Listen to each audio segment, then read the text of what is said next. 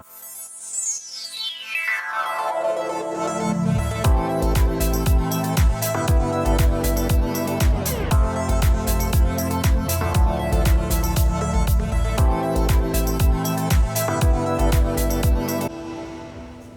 made 20 short films in 10 years, and it's like being a parent to a bunch of children, you know.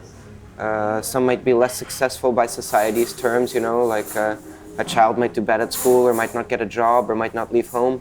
And, you know, some of my films are like this. They don't leave home, they aren't successful in these traditional terms. But, you know, I love them very much and they're part of my life, and I worked very hard in getting them to be the way they are. So I guess a success for me is just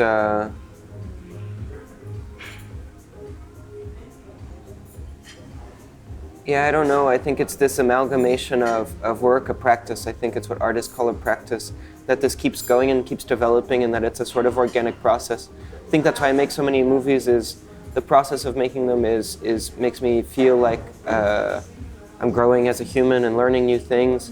I'm a big fan or believer in the power of chance and chaos, especially during film shoots. I think this has gotten me into a lot of trouble a lot of times, but especially when I started making films, I very consciously tried not to learn certain techniques so that I would commit the gravest errors technically, because I was trying to distance myself from a traditional academic standard or norm of filmmaking. And so the first time I made a film, I didn't use direct sound, then I dubbed it, then that started being a language that I used quite often. I was the actor in the first few films, which got me into working with non-professional actors. So not really following any standard of production allowed me to create a very specific language and reach experimental conditions quite quickly that produce very surprising results sometimes. And so I find that very exhilarating. That's definitely a very important part of my work. Sometimes it's a total nightmare and you feel like the wave is going to crash down on you and you're going to wipe out, but sometimes very beautiful surprises come out of it. Oi, gente. Meu nome é Andy Kaufman. Essa do meu lado é a Claude Larroque, minha inventora e boa amiga.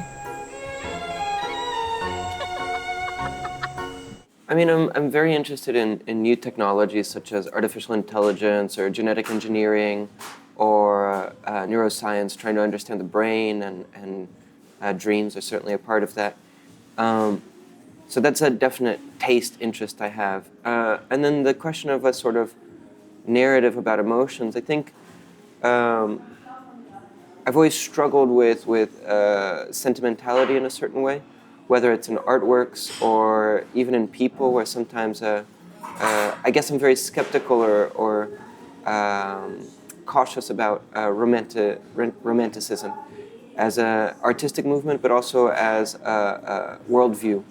And I think that's where the struggle of trying to see where emotions fit in and where they are authentic and how they can explode in somebody's face, whether they're authentic or not, is one of my main interests. Because when you're writing a story, oftentimes you're like, what can move people? But I usually am so skeptical of this kind of strategy of, making a tragedy where somebody kills their brother or, Oedipus sleeps with his mother. And it seems like a highly manipulative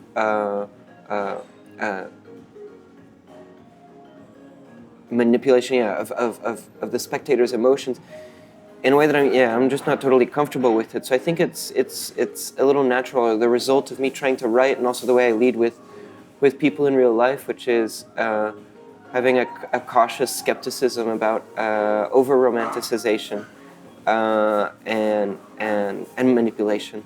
So I think that's why I follow that theme. A Claude sempre sonhou em me transformar numa máquina inteligente. There's this line in the movie that Wittgenstein says, which is that the greatest problems could only be confronted with jokes, that philosophy or logic or a clean, rational sentence is not enough to deal with such a complex problem. And I think that's true if we think of teaching a machine, a robot, how to speak, how to communicate with us. We already have Siri and all these kinds of soft or artificial intelligences. They speak okay, and we can almost believe that they're human sometimes. But for a machine to make jokes that are convincingly taboo enough and new enough and sensitive enough and culturally specific enough and timed well enough, it's such a complex mix of understanding culture and language and then how to mess up all of those rules that, I do believe it's one of the most complex things we do. So I don't know, it's just a topic I'm very fascinated and in love with. I fall for this idea that every real experience is a hyper-subjective experience, so you can't call it any more real than a fiction. That reality is just another fiction that we're living out, and that the same process that we do when we're writing a script or a novel or we're doing it every day, like the Shakespeare line, all the world's a stage, and we're merely players. I kind of buy that in a certain way. So for me, it's quite irrelevant whether we remember actual experience or feel like we did because we watched a movie about it. What really made me want to become an artist when I was a child was certain paintings and very varied paintings from the Impressionists like Degas or Manet.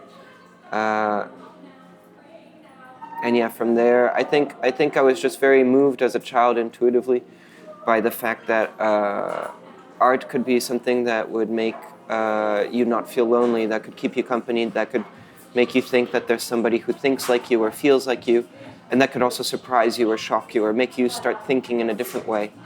At least that was my personal experience, and I think art is probably the most effective way to be a philosopher, and also I think poetry is the most correct way to be a politician. And I know these are contentious things, and that and it's a debate I have in my mind all the time. Like, you make a short film, a few thousand people see it, it goes to a festival, but it's not going to change the life of the billions of people who live for under $1 a day across the world. So obviously you have this very simple question that I think a lot of writers and a lot of filmmakers ask themselves, which is, I think this is political, but it actually is having no practical effect on changing anybody's life. And it's something I ask myself and I have no real answer to, but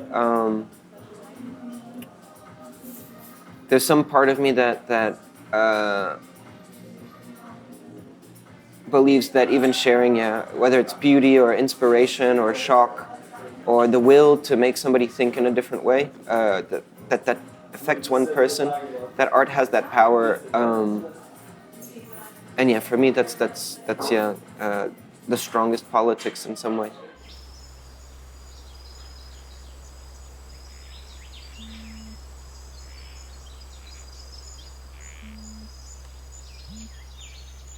Feedback that I got was very, very positive. There's some people who are a little more cautious, maybe with some of the politics of the film, of probably the mixture of Hollywood aesthetics, this sort of Steven Spielberg, Disney, Home Alone, romantic comedy soundtrack used as a genre that talks about indigenous peoples, I think might make some people a little uncomfortable. But I think that discomfort is something I was searching for. So that's one of the more critical sides. And then the positive ones is people that are really enthralled by the strangeness of this proposal of a comic robot who's in love with an indigenous girl that teaches him how to understand emotions. I think the reactions are varied, but it was nice to hear some of them. E essa menina aí é a Jo, colaboradora na minha educação sentimental. That's great. Thank you very much. Cool, thanks.